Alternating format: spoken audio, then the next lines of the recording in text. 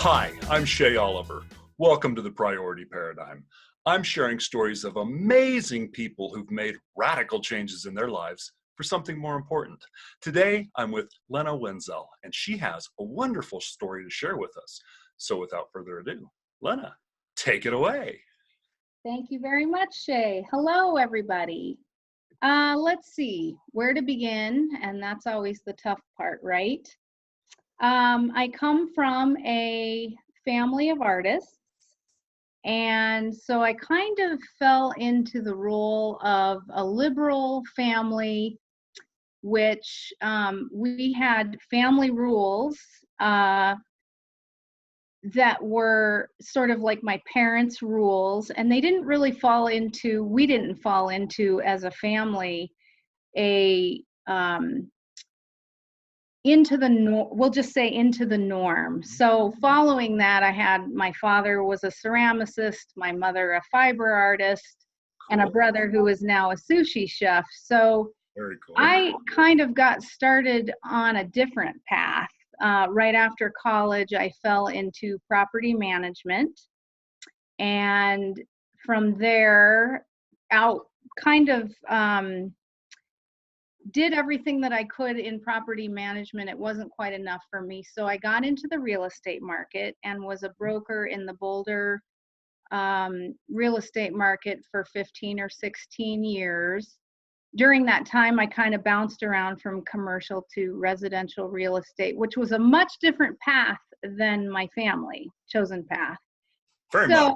Yeah, I was just following along like what people do and knowing that something was wrong during that time. So I also got married, had a house and the vehicles and the 3-car garage and the white picket fence, but felt very unfulfilled. I was making a good career and wage for myself, but I just didn't feel fulfilled. So I had decided that I wanted to do something a little more creative in that field. So I had decided to go back to architecture school. Oh, cool. To learn more about sustainability and green practice design. So I actually got laid off of my job. So in the real estate market, and that sort of propelled me back into school. Well, as life happens, as we know, I was taking care of my grandparents and relocated them from the California area to Colorado, and was medical power of attorney. And they had a pretty quick decline during this process of when I was in between real estate and going towards architecture school. And I wasn't a young student. I kind of had decided to do this later in life. Right. So I learned a lot I had the beautiful experience of death with both sets of grandparents, and that changed something inside of me. So that was that was the first indication that I wanted to take my path somewhere else, and I wasn't really sure how to do that. So I was looking at trying to balance myself within that process of how can I don't have a job, I'm going back to school, and then I have this big job of taking my grandparents back and forth to the ER. No one told me that they were dying. They had congestive heart failure. One grandparent had Alzheimer's. So it was a lot for me to deal with, not having any experience. Right. So at the same time, I was trying to get my ducks in a row to go back to school. In that time period, I lost my house, my car, my husband, and my grandparents. So it started this My God.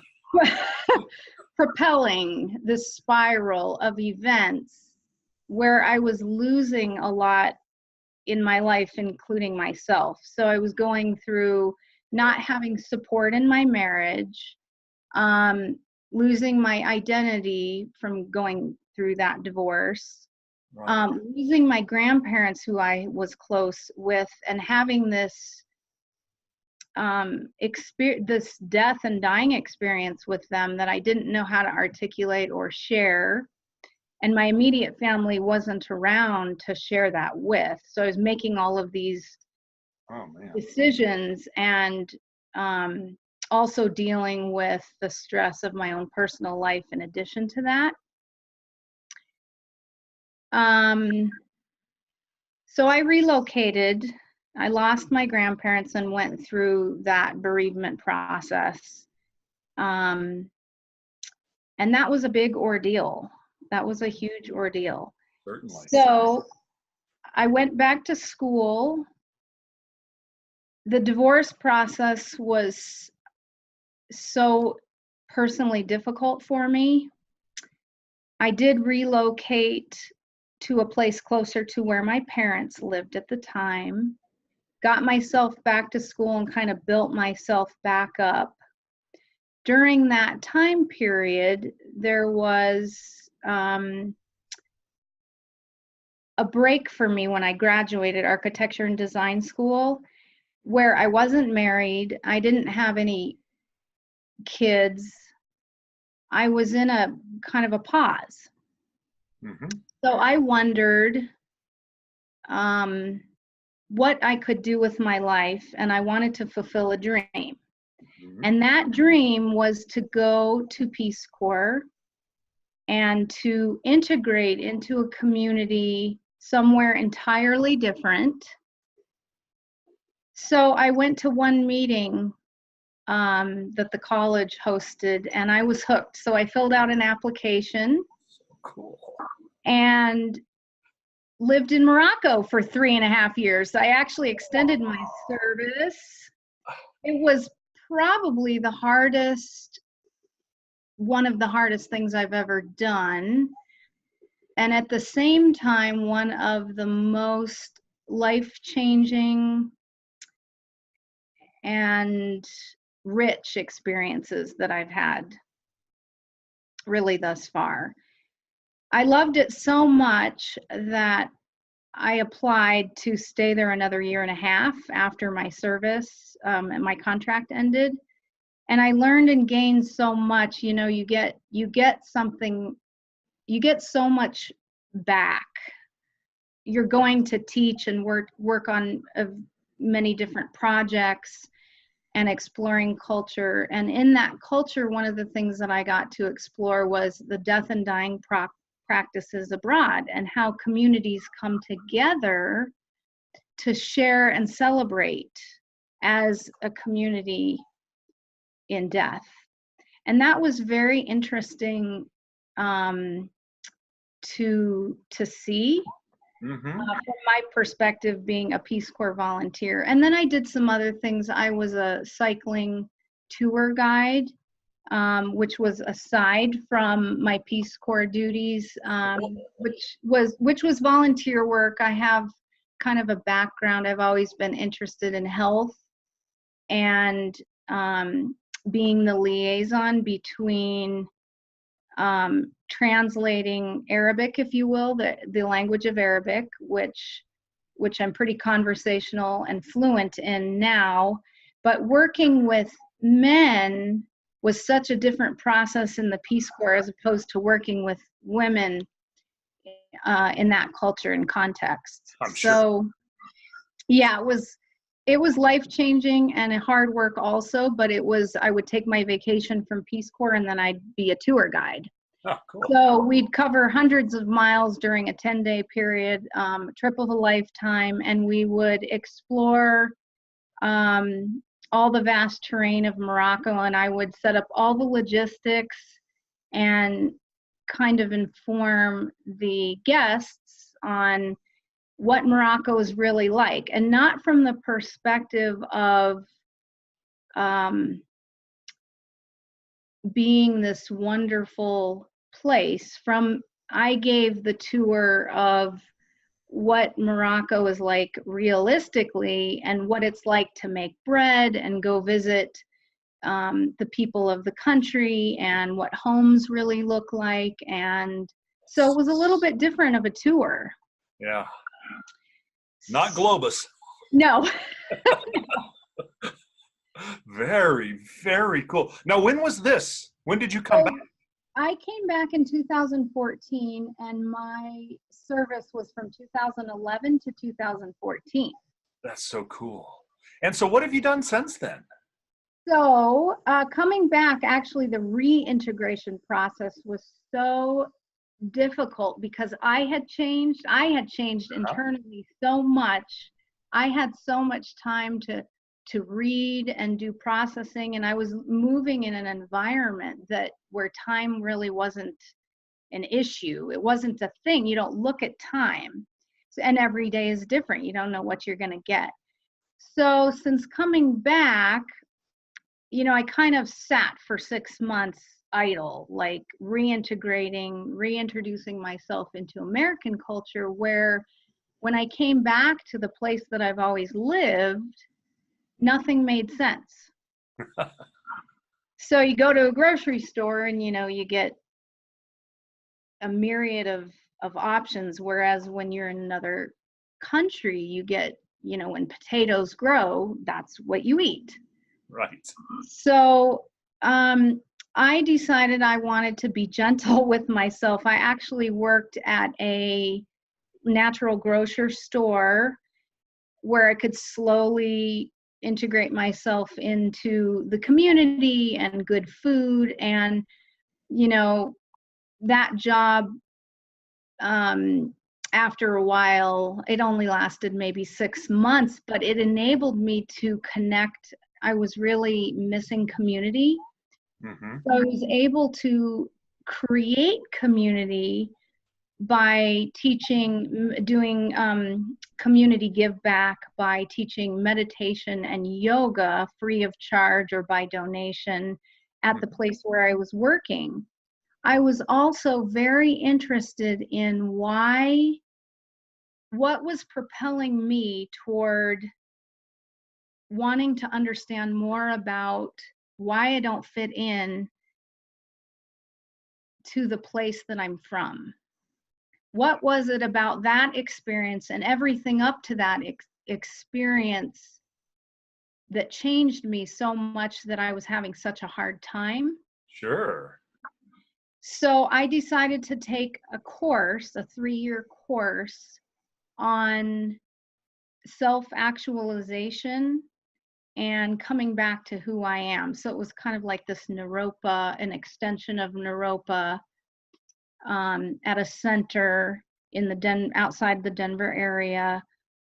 That was a really intense program. And when I graduated, I was able to take this material and kind of build my own into teaching it out into the community. Learning more about who we are and listening to ourselves instead of going out into the world and getting those answers through consumer things like buying a car, finding a mate, eating junk food, leaning on alcohol, doing drugs, these kinds of things. So that program also really shaped me, and I think brought me to the point where I am now and helped me to reaffirm and solidify my practice towards source and meditation and what's really important and of value to me. And I wanted to share that with other people. That is what a cool story. Okay, so the first thing I just got to ask, just because I'm like, how did this happen? You had an opportunity that a lot of people don't have. You had parents that were artists. You have a brother, obviously, that's creative with food. Tell me how you end up as a property manager. I know. I think, I know that's a good question. I think I really, because I came out irreverent. So you were just anti the things the family was doing. Yeah, I think I really wanted to explore at a young age. I didn't really have, from my conditioning, there wasn't this, I didn't have the foundation to understand how my parents got to where they are. It wasn't really explained. It was more of just, they were very loving and they stayed home with me when I was young. Very So, I did, my parents were at home and I would go to school and then they would help me with school. So it was just this all accepting. And I wanted to do a little bit, I felt like I wanted to join the world and not be in their world. So that's such an interesting thing to have happened where, I mean, so your parents in many ways were living a dream of so many people, of being able to be in the home, of being able to be there for their children 24/7, to be in charge of their lives like that and do that with them. That's just interesting to see how that kicked with you into a different direction. So as you look back on it, do you ever go, man, I should have paid more attention to what mom and dad were doing and how that all was going? Or too irreverent for that? No, I mean, there was a point when, I kind of reached the sales quota, if you will, in the market. I kind of got to the top of my career and I felt, I'll just say it wrong and I can correct it later, bored. Right. With what I was doing. It wasn't creative enough. Maybe that's a better way of putting it. And so that's why I sort of said to myself, I want to learn more and dive into building practices and what does that mean, and using the left and right parts of my brain for the creative aspect. But once I graduated and figured out that I would probably need to go to a firm and work in a firm, that wasn't of interest to me. So have you ever used your design and architecture degree? I have. I actually had my own business for a while, in 2008 and 2009, up until I left to go to Peace Corp. And when I came back after the time of working in that health food store, when I was going through the 3-year self-actualization class, I had a business. I was a managing partner with somebody that I knew to help people to downsize. And a lot of that in that industry, which was like moving transition services, was helping people to figure out how they wanted to allocate their space in their home to make it more functional. And so I was able to plop in floor plans and help them to think about, are you using this dining room as a dining room, or do you want to use it for entertainment or something else? Sure. Very cool. Very cool. So let's hop back to your period in real estate. You said bored. Yeah, right. Was it bored, or was it more, it wasn't fulfilling a need? It was an unfulfilled feeling that was going on in you? Yeah, it was empty. It was empty. So, not to put words in your mouth, but you're making good money. Yes. I mean, if you're in and around the Colorado market, pre-2008, things were good. There was a lot. Thank you for bringing that up, because this is an important part of my story. Yeah, 2008 factors for a lot of us. That's right. Yeah. And so it's interesting that you actually, for lack of a better term, you made it. I mean, you had hit the stride of what society says you should do. You got married, you got the house, you got the job that's actually paying really well, you're doing well in your career, and then you look at it and you go, I'm not happy, and then it all fell apart on you. Exactly. Let me ask you to reflect a little bit here. How much of it falling apart was external circumstances, and how much of it do you think maybe might have been driven by where you were? Ooh, that's a good thing to think about. Both. I want to say both because what is going, I believe anyway, I can only speak for myself, that what's going on inside is going to be reflected back to you outwardly. Right. And so feeling this hole, which I also felt in my marriage at the time, felt empty. I couldn't quite put the pieces together at that time. Mm-hmm. But looking back, I definitely think all of those things that happened were absolutely necessary to propel me to the next place. Sure. So as you kind of had life rearranged on you and you decided to go back to school, at the end of this, you decide Peace Corps. Yeah. Who was the first person you told that you were going to go to Peace Corps? My parents. And what was their reaction? They definitely paused, and right away they said, "That's so wonderful. We support you." Okay, your parents are like really cool. I Yeah. mean, I don't know if you know this, but that's very cool to hear somebody like that. Now, did you have friends that were going, okay, what's wrong with you? Heading into the Peace Corps is what you do at 22, not Exactly. any older than that. Yeah, right. Not at 38. Yes, I had, and I have had friends all throughout my life that have seen the things that I have done, and I think they've just said, "You're nuts, you're crazy." And although I appreciate that feedback, I don't necessarily subscribe to, in other words, I appreciate that they're telling me that, but it's not something that I feel like I need, because I'm not asking for permission. Right. I've always beat to my own drum.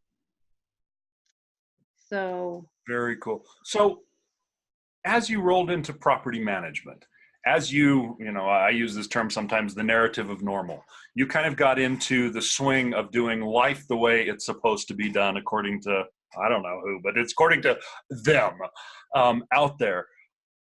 Did you feel early on in doing that it was going to give you fulfillment and start to fill some of those holes that you kind of had in the back of your mind and in the back of your heart?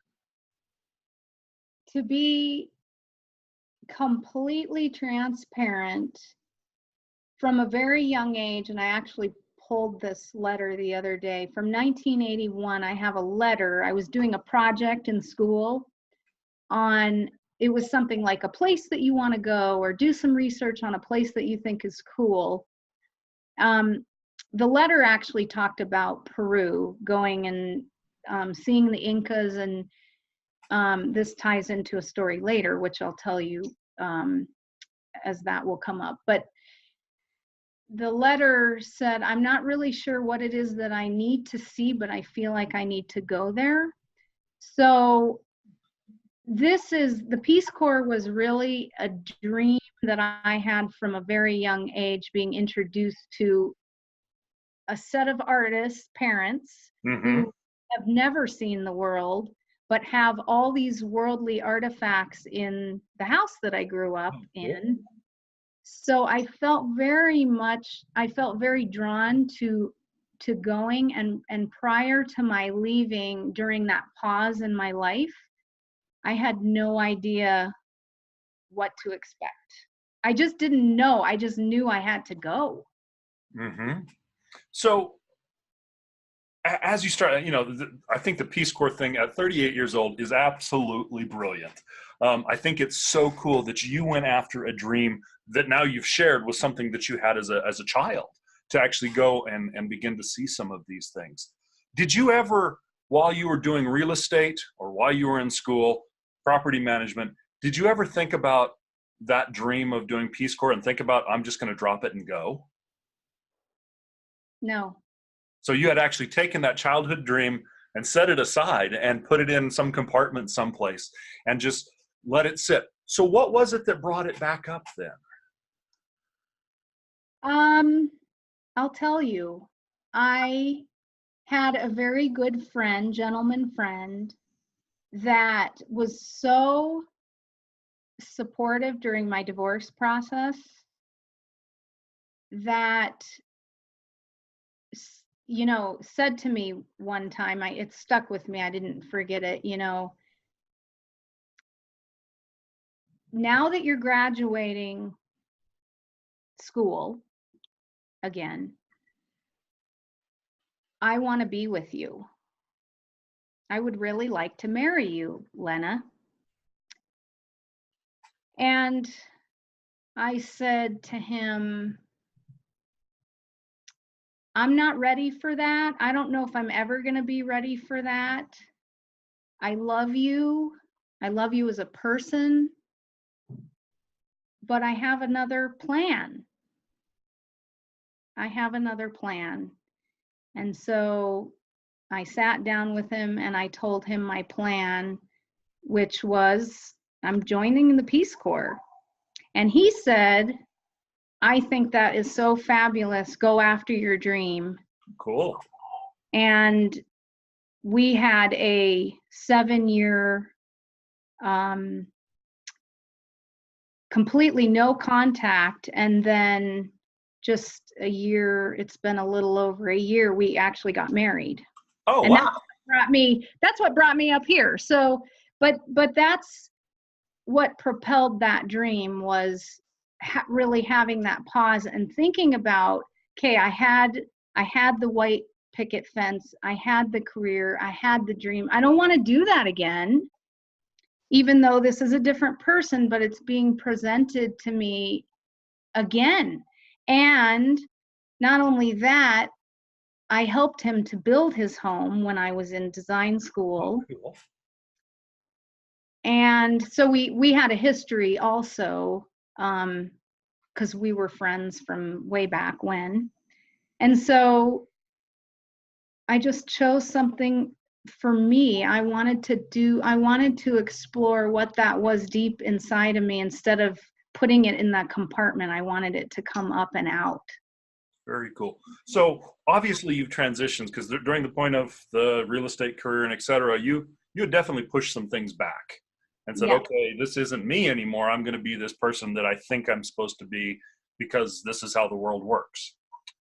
What's the experience like of opening those doors back up and saying, okay, I'm going to bring back who I am and begin to connect with all this stuff that I've pushed away? That is such a great question. Complete alignment, peaceful, deep satisfaction, Mm-hmm. happiness, following the inner self. I don't even know that it's quite describable. Certainly. So when you think about where you were as a real estate agent, and you're working with people, you're actually doing a cool service for the world. I mean, there really is some value to real estate agents. Whether or not people get that all the time, I don't know, but they really do bring a huge amount, not just financial value, but the rest of the value to people. Did that piece ever feel missing as you went back to school, because you had been in a point of some level of service, or was the real estate career really about the money? Well, for me, because I consider myself a bridge builder, it's maintaining and connecting those relationships. Right. It never once came into my mind. It never once entered my mind.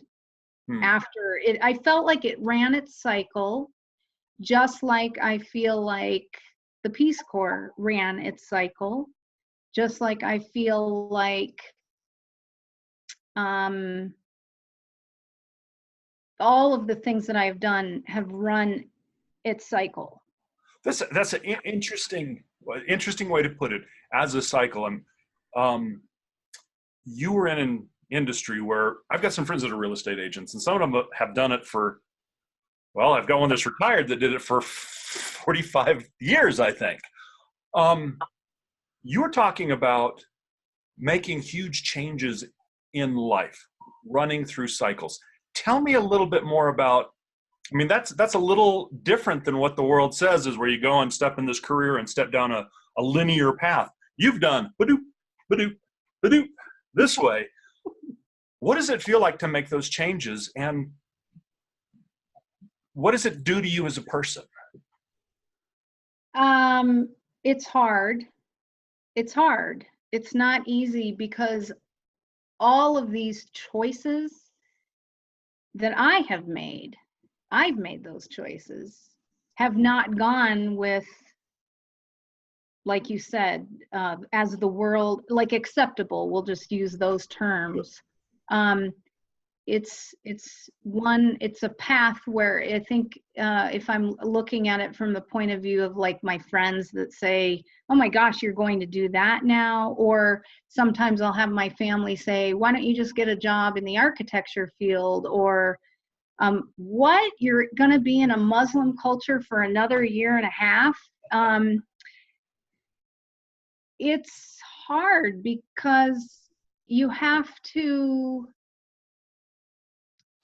unravel conditioning and look at what is the why. It's the why. I keep coming back to the why. Why am I making those changes? I mean, just 6-7 months ago, I had a wonderful position. I've also worked with seniors for about 15 years. I think I forgot to mention that. But I had this great position, a great paying job with a person I've known for 14, 15 years.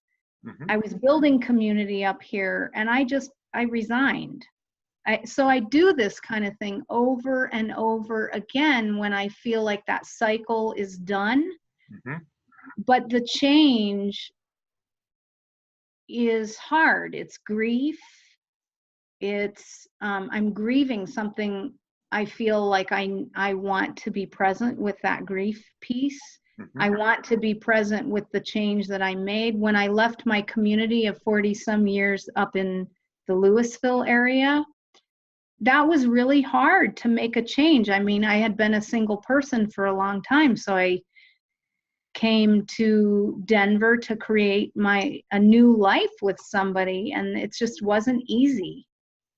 Sure. So you have to look at what's of value, and I really want to grow and stretch myself. So in order to do that, I have to become friends with change.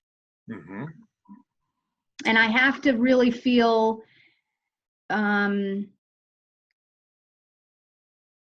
like it's okay to just be with all of those range of emotions. I don't want to push something away and have a crutch of some kind because it's painful or because I feel like I'm suffering. I just want to be with what it is, and I know that cycle will complete itself when it's ready. Very interesting. So as you've gone down this journey of multiple changes and multiple times where you've made radical change, I mean, they are radical changes. Do you feel like each time you go and follow one of these paths that you become more in touch with yourself? Absolutely. And what does it feel like as you make that transition into a deeper connection with self? That is, it feels more like going home or coming home. It feels like I am more transparent with myself. Like the bond is deeper, but I'm not just saying that I'm doing these things, I'm really doing it from the inside. And so the reflection is the outside. The outside is changing. And so it's validation that I am creating my life and who I am, and coming into the going home feeling of who I am, if that makes sense. Yeah, it does. So, what are you afraid of? Well, other than heights,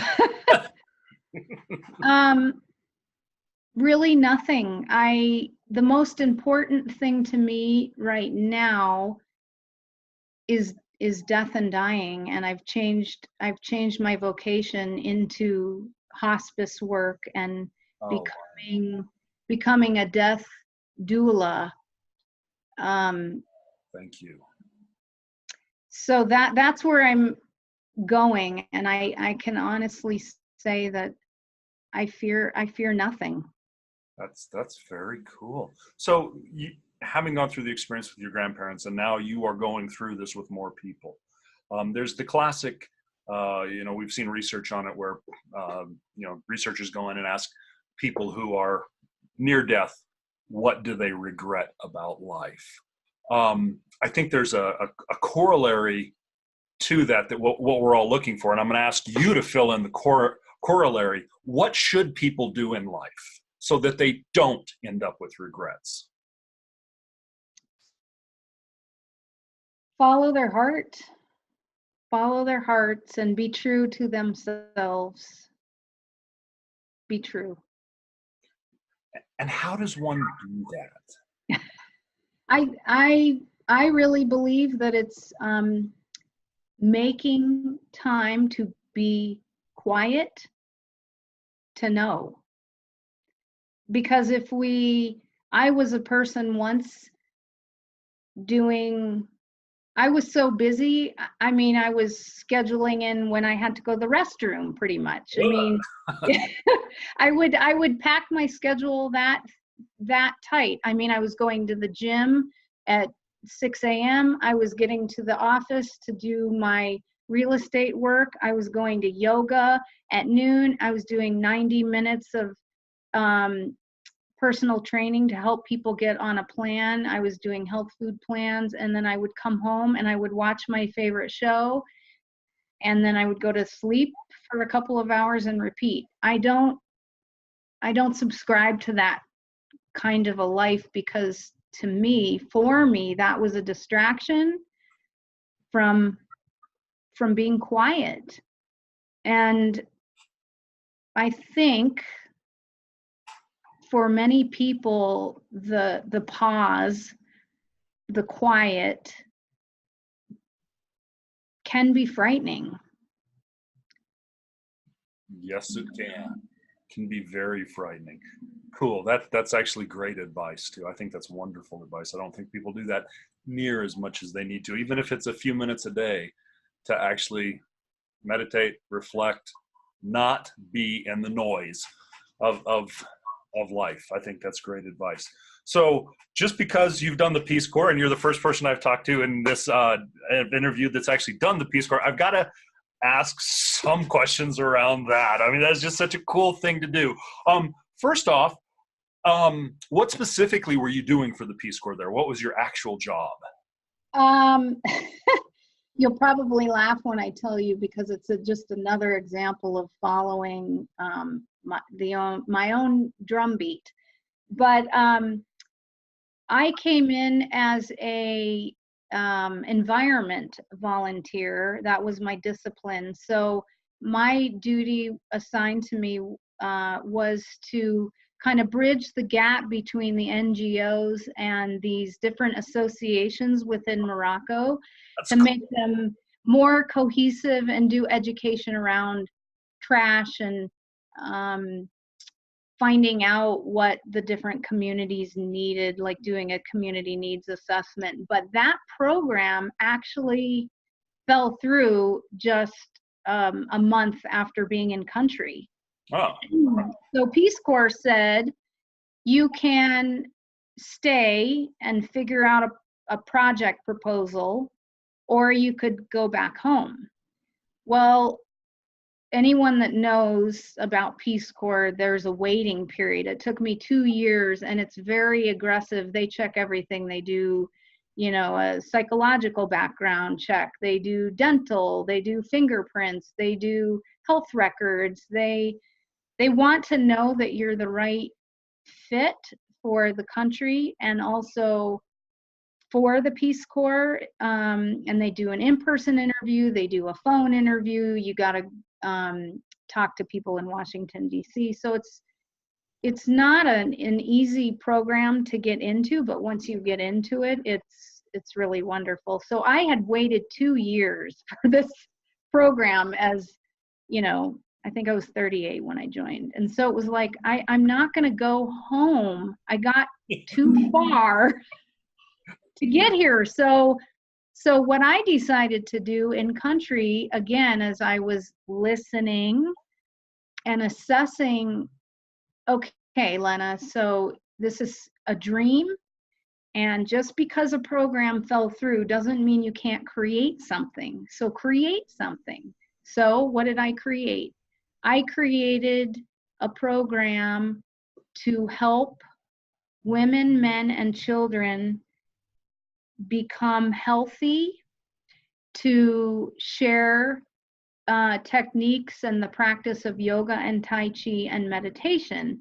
And I traveled all over Morocco doing that, and also was able to share that with my colleagues and friends, Cool. which was a really neat program, and it was quite successful. I was able to transfer that skill set over, and I'm still in connection with those people today, and they still have really good memories, and they're still doing some really neat things with their programs. But I will say, in a Muslim culture, it's for the women, the bigger you are, the healthier and wealthier you are. So getting people on an exercise regimen and having them make healthier choices was really hard. Yeah, no, that would be if getting big was a sign of, man, you made it. Yeah. Yeah, cool. So as you're in Morocco, who's the coolest person you met? Oh my gosh. I met a family. I couldn't tell you their names. But there was a bus that had a fire and it broke down on the side of the road, which wasn't unusual in Morocco. But the family invited me over for dinner, and this was sort of the thing in Morocco, like hospitality is such a wonderful thing there. And I was going over what's called the Tizintichka Pass. It's a mountain pass. It's very windy. And I didn't know when backup transportation was going to come. So I decided to, and it was getting late, go to these people's homes. Mm-hmm. And they made me a bed, and they made me a meal, and they got me up early the next day. They put me on a taxi, a taxi driver. I think it was just that experience and those folks who cared for me when a gazillion things could have happened.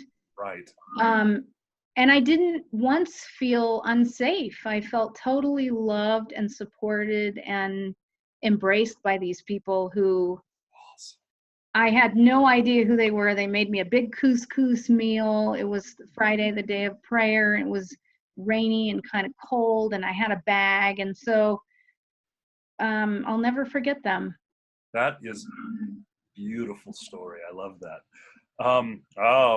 I definitely could be asking a few more stories about Peace Corps, but let me ask one thing just from a personal curiosity standpoint. What was the grocery store was an interesting challenge in eating to where all of a sudden you went from no choice to ridiculous choices, but what was the hardest thing about coming back to the U.S. culture?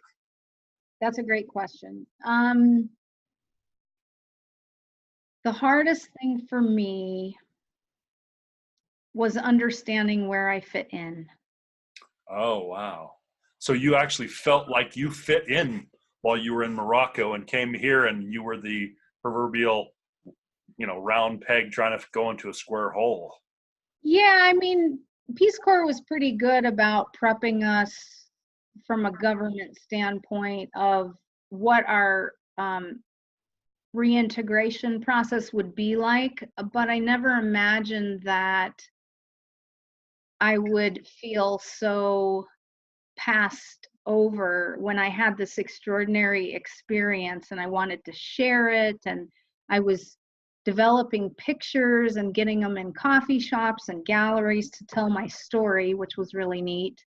But it was so fast paced here and everybody was on this time schedule that I felt like my story and my experience was irrelevant. Mm. And so how do I come back into a culture when it just didn't fit? Mm. What am I supposed to do now? I've had this amazing 3.5-year journey and I'm different. My family didn't even quite know what to do, how to be, and I kept having to tell them I'm not the same person. These things aren't important to me. They're just things. Right. Right. So you've been on a cool journey. I mean, it's really an interesting wind and weave that you've taken life through. So a lot of people don't get that option. They grow up in the narrative of normal. They go to school, they get the good job, and they just go, I wish. If you could give some advice to somebody who is at the point of, I either am stuck and staying or I'm going to go do my thing and change my life, what advice would you give them? There's a saying, just do it.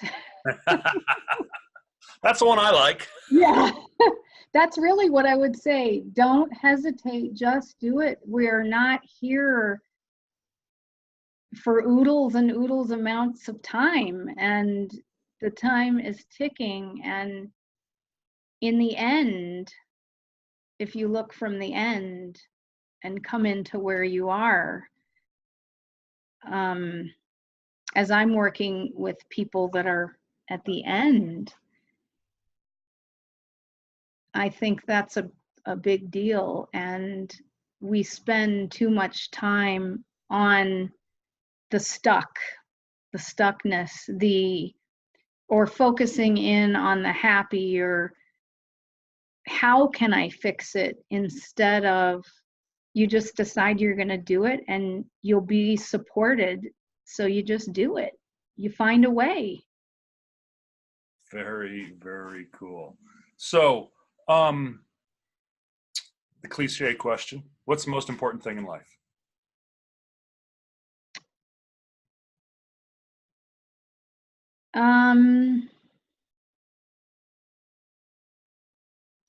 Being present, loving,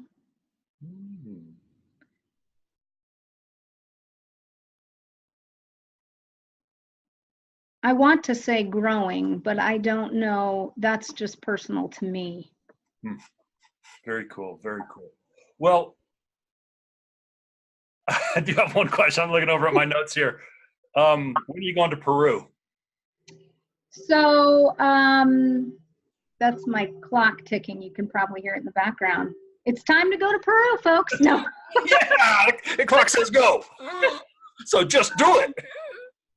So in this next year, because I have started a new career with hospice, I now have a plan. My husband and I want to celebrate our honeymoon in Peru. I had a feeling Peru was coming back. Yeah, so he said to me, you had a dream, and we have that piece of paper from 1981 framed up on our wall. We need to get to Peru because there's something there that you need to see to fulfill. Awesome. I am so glad to hear that you are headed in that direction. So I really appreciate all this time you've given us today. That is really fun to hear your story. And so cool that you did Peace Corps. I love that you did that, and especially that you did it at 38. I think that's so cool. There's just something to, we talk to kids about that and say, hey, you can go do this. And everyone thinks after college. You can do it whenever you want in life if it's something you want to do. I think that's so cool you did it. If people were wanting to get a hold of you or learn more about you, what are the best means or methods to go about doing that? Well, if somebody's interested in my blog, I have a blog. It's kind of long. It's dedicated to the Peace Corps and my story, and that's going to be turned into a book. It's Lena's, Lenas, Peace Corps Journey .blogspot.com. It's kind of long. Yep. We'll make sure to get it on the page where so people can just click. Yes. Okay. I'm in the process of doing another website dedicated to death and dying, so we'll let that one rest. My regular email is Wenzel, Wenzel, designs, DEZIGNS @gmail.com. Okay. Or my phone number, 303-507-4352, and I am Mountain Standard Time in Colorado. Very cool. We'll make sure to get those up on the website so people can get a hold of you if they have questions or want to share stories with you. And I always wrap up with one question. And since you've watched some of these, you know what the question is. And that question is, what question did I forget to ask you? Oh, that's a good question. Boy, we covered so much. I can't think of a single thing, actually. I can take a win once in a while that I did it. Yeah, I did it. Well, Lena, thank you so much for you sharing your story with us and reaching out to me to share this story. I am very appreciative, and I hope you have a blast in Peru. And I think it's really, really, really important to say thank you for what you're doing with hospice. I know a lot of people have not had the experience of dealing with death or with hospice, but it is probably one of the most important and wonderful organizations that I've come across in my lifetime. My experience with them was second to none. I have nothing but gratitude for anyone who actually takes the time and dedicates part of their life to working with hospice. So thank you for today, and thank you for everything you're doing. I appreciate it. Thank you, Shay. It's been an honor. Thank you for having me.